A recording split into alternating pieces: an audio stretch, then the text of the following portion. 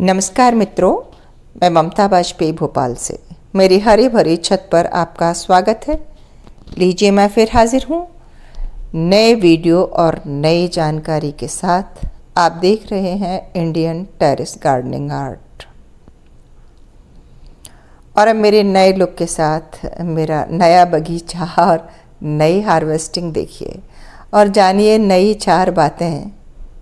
नहीं, नई तो नहीं है, ये बातें तो पुरानी हैं जो मैं कई बार आपसे शेयर कर चुकी हूँ, पर कुछ लोग नए जुड़ जाते हैं तो वो बातें रिपीट भी करनी पड़ती हैं और रिपीट करने से आपका रिवीजन भी हो जाता है।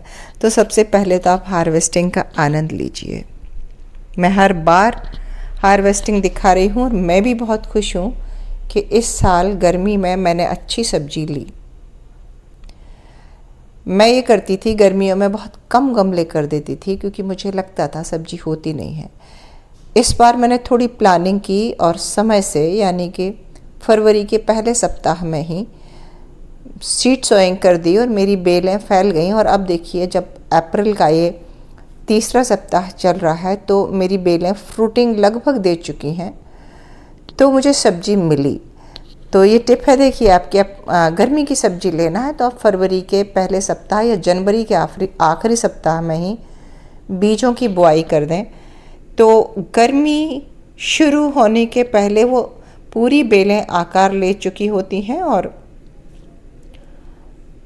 फिर फ्रूटिंग आसानी से हो जाती है। क्योंकि अब हमारे यहाँ टेम्परेचर 40 के पार जा रहा है, तो जैसे ही टेम्परेचर ज़्यादा जाता है फूल से फल नहीं बनता, यानी कि पॉलिनेशन होने में दिक्कत आती है।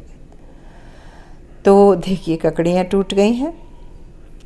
और हाँ, एक छोटा सा कद्दू मैंने तोड़ के रखा पहले से और मैं इसे रिकॉर्ड नहीं कर पाई। तो वो जो नीले टब हैं उसमें ये एक कद्दू की बेल थी, मैंने कद्दू तोड़ लिया और बेल उखाड़ दी और ये दूसरा कद्दू लगा है। देखिए, ये थोड़ा बड़ा है। और ये लौकी 2-3 दिन से मैं लगातार आपको दिखा रही थी इसे, और अब इसे हार्वेस्ट करना ही है। इसका साइज भी खूब निखर के आया है। तो कैसे निकलती हैं मेरी सब्जियां इतनी अच्छी? एक टिप सबसे पहली होती है, हम मिट्टी अच्छी बनाएं। गार्डन की जान होती है मिट्टी, या कहें जैसे शरीर में आत्मा होती है वो मिट्टी। तो आप मिट्टी पर खूब काम करें। जो हमारी नई मिट्टी ला रहे हैं तो उसमें अच्छे से खाद मिलाएं, और नई मिट्टी में ज़्यादा दिक्कत नहीं होती। पुरानी मिट्टी जो होती है उसमें उसको फिर से रिचार्ज करना बहुत ज़रूरी होता है, क्योंकि वो अपने ज़्यादा से ज़्यादा एनर्जी खर्च कर चुकी होती है। तो मैं अक्सर यही करती हूँ, पुरानी मिट्टी को पलट देती हूँ, धूप दिखाती हूँ, उसमें बहुत सारे पत्ते मिलाती हूँ। पहला एक टिप कि मिट्टी में खूब सारा ऑर्गेनिक मटेरियल मिलाएं, गार्डन का गार्बेज, सूखे पत्ते, थोड़ा सा राख भी, थोड़ा चूना भी, आपके घर में जितना कुछ। कई बार तो ये होता है कि सूखा अनाज भी आप जो आपका ख़राब हो गया वो इसमें डाल दें, उलट पुलट कर दें और वो सड़ के खाद बन जाएगा। कुल मिलाकर यदि हमारे पास गोबर नहीं है तो हम सूखे पत्तों वगैरह का खाद डाल के इस मिट्टी को रिचार्ज करें, यानी कि इसमें फिर से खुराक लाएं, इसको खाना दें। मैं बार बार एक ही चीज़ रिपीट करती हूँ। तो एक टिप तो यही है कि आप सही समय पर सीड सोइंग करें। अगर गर्मियों की सब्जियां लेना है या सर्दियों की भी लेना है तो एक समय होता है, सही समय पर आप बीज बुआई करें। मिट्टी बिल्कुल अच्छी बनाएं।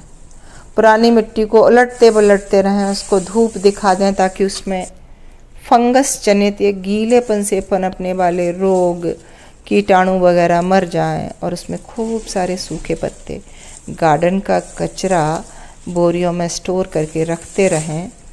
और फिर आप देखो, आपका बगीचा बहुत ही अच्छा होगा।